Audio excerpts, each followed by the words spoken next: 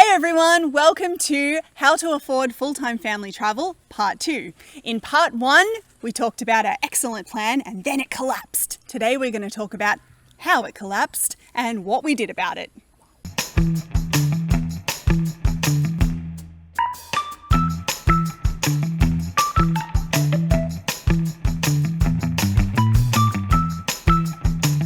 Hey everyone, today is Part 2 of How to Afford Full-Time Family Travel. I know. We just eat all the mosquitoes around us and then we don't have to buy any food. Thanks, real helpful. We are the world. We are the future. I don't think that's even the right lyrics. You never know the right lyrics. I don't. We are the ones that make a brighter day, so let's start giving.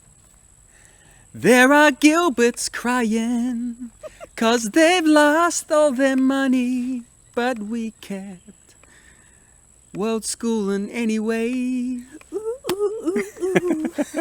Hi everyone, welcome to Learning Brave. I'm Skylar. I'm Ross. Today in Part 2 of How to Afford... Today is Part 2 of How to Afford Full-Time Travel. So, Part 1 was an excellent plan that collapsed. 6-point plan. It was working. It was a good, solid plan. Good plan. And unfortunately, we had an event. That, guys, we lost all our money. Serious. Pretty much. A terrible event happened and we lost almost everything. Yeah. That is not normal. That wasn't planned for. Wasn't in the solid plan. No. It wasn't there. No. To begin with, just give you a little backstory as to how this event happened. It's not an event, it's an event. Oh, sorry. But in a bad way. Let me give you some background as to the event Ah, that good. happened during our travel. Previous to traveling and previous to us deciding to travel, we had invested a lot of money actually into the business that I work for. And when I ended up leaving that business, a plan was put forward that would be paid to us over a period of 12 months. So that was pretty solid. I could rely upon that. I had a written agreement that had the money that we'd invested to be paid back. And this money is not a small amount. We're talking about... Talking like half the value of our home. Of our home, yeah. So- Most of the equity in our home was actually invested into the business at that time. And on top of that, we also had loaned personal money to the company that he worked for, and he also had owed annual leave and wages and stuff. And other things. So, all combined together was, close to $190,000. So a lot of money. To make the backstory make sense, just to clarify, Ross worked in a construction company and he was the manager for 12 years. Yep. And when we decided that we were like, we need a new change of life, a new direction, I quit. yes. Pretty much. I am quitting this job today. Hey, hey, hey. It was actually a really hard decision. It was a hard decision. It was very painful for me, but it came at a time that I think was needed. I needed to make a change. I wasn't in a good place personally, and I really needed to have that change. So it was really good. In hindsight, it was really good, but difficult. We needed to create a new story for our family. Correct. We were struggling. We did. So I, after letting the company know that I was no longer going to be the When manager. was that? That was in October 2015. I took on a different role at the company. It was sort of a handover sort of role. So I didn't manage any finances. I started mainly to do a lot of training and make sure everything was in a good condition. yeah, so we didn't just leave. He didn't sit to say like, Yeah. I've managed this for 12 years, 2 weeks, I'm out. I was actually there for Decent. another 5 months, Yeah. actually. Because the owner begged him to stay and help smooth things for the transition. And I wanted to do that. I wanted to leave the company in its best position before I moved on. So I did that, and but at the end of that time, because we had all this money owed to us, I had an agreement written up that would have that paid to us over the following 12 months. Yeah. Which was great. Plus the personal money as well. So So You resigned in October, I resigned in October. You I ended up left- leaving in March 2016, and then we left on our family trip in June. in June In June. 2016. Yeah. Now, the first thing that happened was that as soon as we left Australia, all of those payments stopped. Are you crying? No. Are you crying? Are you crying? There's no crying. There's no crying in baseball. Which was a bit of a shock to the system. I still, to this date, don't know why. But we sort of went through a lot of emailing back and forth, what's happening. And Like as far as we knew, the company was fine. it was And just like personal issues, and so all the money that we were expecting stopped. We still had some savings and stuff, so not everything had imploded yet. So yeah, I didn't want to think too doom and gloom at that point in time. But then the next event that happened, which really was the clincher, was that in October 2016. So 12 months after I had initially stopped dealing with finances in that company, and about 4 months after we'd left Australia, I heard from a third party that the company I'd worked for now was no longer. it collapsed. It just Like in Australia we call it going into receivership. we So, were living bankrupt. in the Czech Republic, and we got a message that said, "Sorry, man, heard about the business. Hope you're okay." And we were like, What? "What?"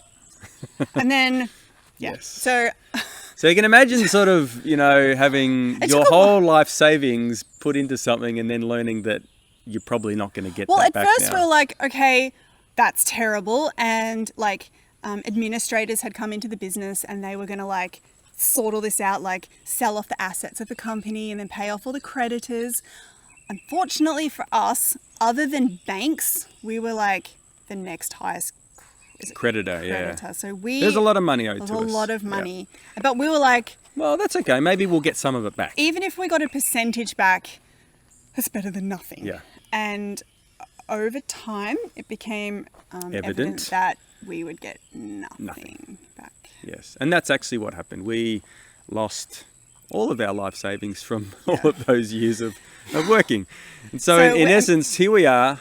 We realise we're back to square one again. We now are living in a completely different country and continent, and we have no assets because the house was pretty much, there was no equity left in the house after that event. I mean, we'd paid off half the mortgage, and all the remaining debt debt took was it like, back to what it was worth. Yeah, it was like swallowed up Yeah. in a debt that fell on us from the collapse. So it's like of the we were company. beginning life again, but this time with Yeah. 5 children. Yeah, and like it was terrible. Like we were like, oh my gosh, we've lost everything. And well, I mean, we did have a $2,000 crappy car in Europe. Yeah. And we Had still that? had our house, which once sold would cover all of that debt. But other than that, We hoped. we had, and this where it comes back to having that solid plan. We had planned it sufficiently, and I had a budget out that we could then take stock of what happened and say, well, what have we got left?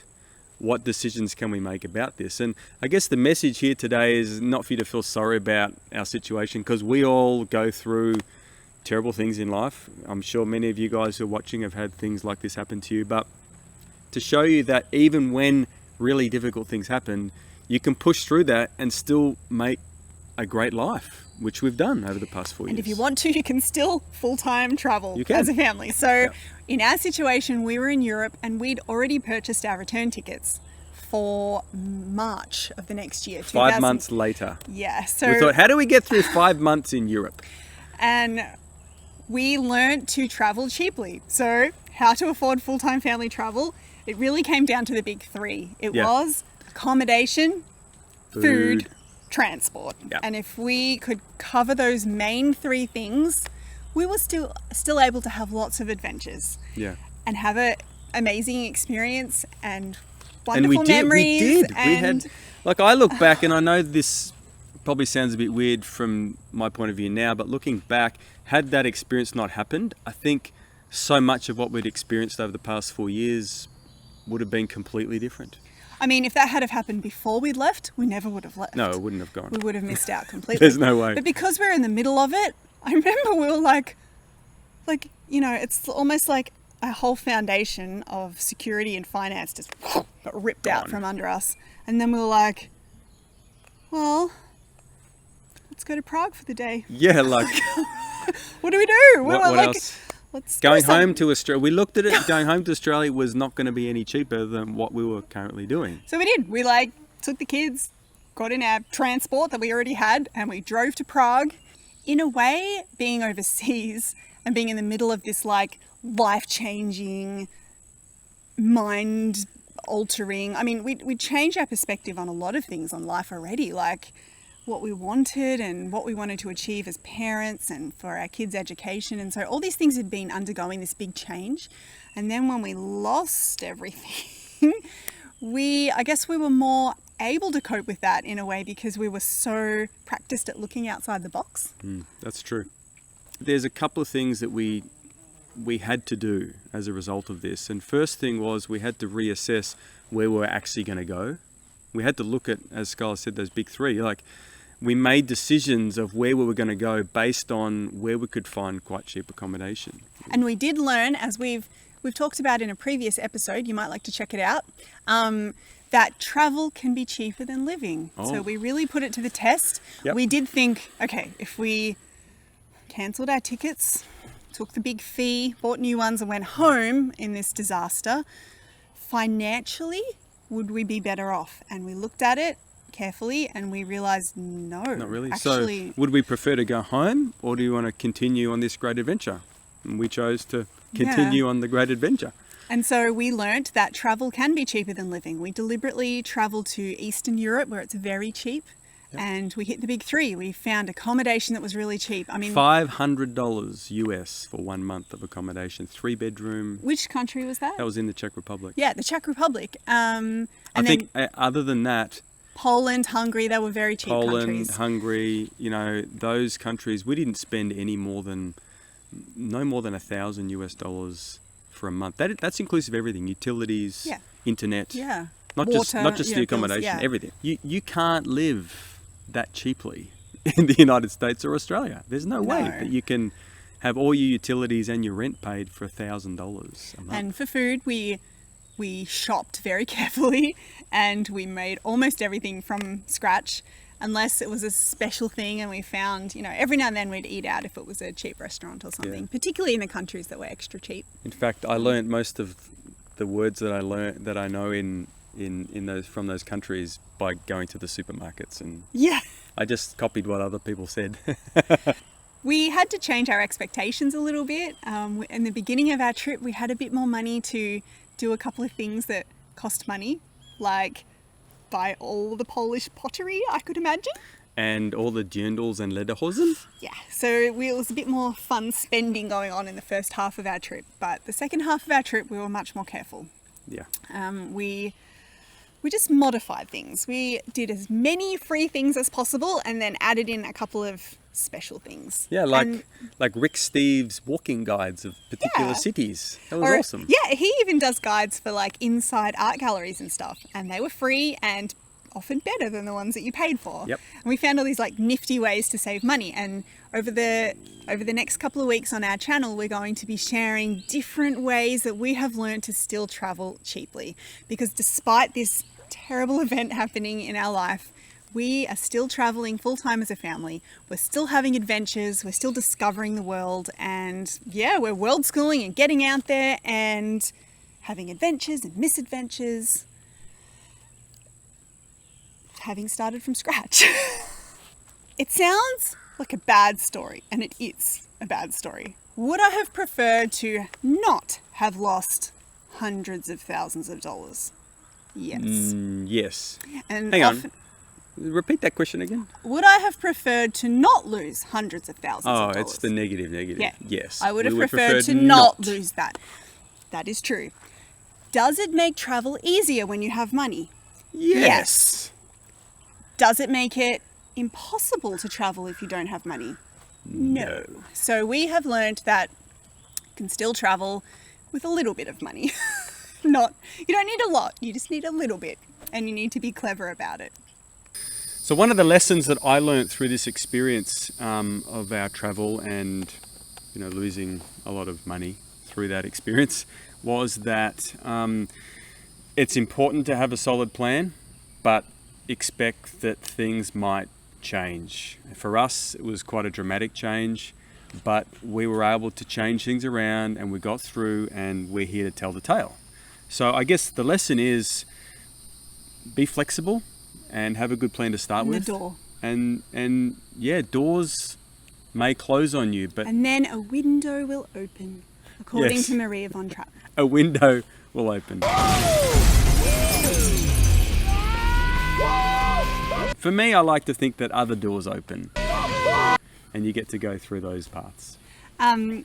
Also, like, in a way, like losing all our money helped us almost like not be afraid of trying crazy things. I mean, like, with new life plans and new adventures, because we were like, if everything goes wrong and we have to start from scratch, we've done that before. We can handle that. And so in some ways it made us, we were learning to be braver. So some of you might be listening to this today thinking, yes, we've been there, we've experienced that. To you, I would say, don't give up, keep going, keep living your dreams. For others who are a bit afraid to go out there thinking that, well, this might happen to me, again, don't give up, be brave, don't be afraid. The benefits far outweigh the risk. And even when you have bad things happen. Yeah, like we of have. making the benefits of making your life an interesting, fun, crazy story. Yeah, it's And so- memorable, and we only get to live this life once. So get out there and enjoy it. So thanks guys for coming along today. We'll see you later for some more great tips and tricks on how to afford full-time family travel. Bye. Bye. Stop it! Today we're going to give you some, I keep saying today. I love the word today. Today. And I also love so. So today. So and today, her favourite words. It's true. So, today. So today. So. Wait, the cicadas are like, shut up.